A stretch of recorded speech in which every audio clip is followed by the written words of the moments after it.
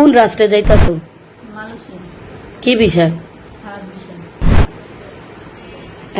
এই বেতন 50,000 টাকা, আর তোমার মালিকের আন্ডারে তোমার 3 বছর থাকতে হইব। যদি মালয়েশিয়ায় থাকো তাহলে 3 বছর থাকতে হইব, জানো?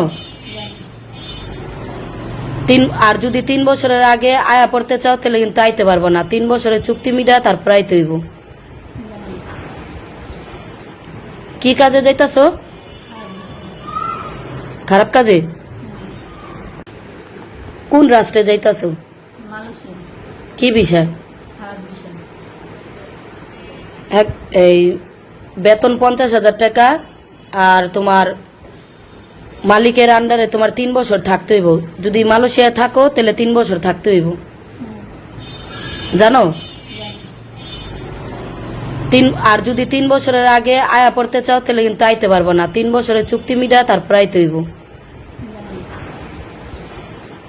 কি কাজে যাইতাছো? খারাপ বিষয়। খারাপ কাজে?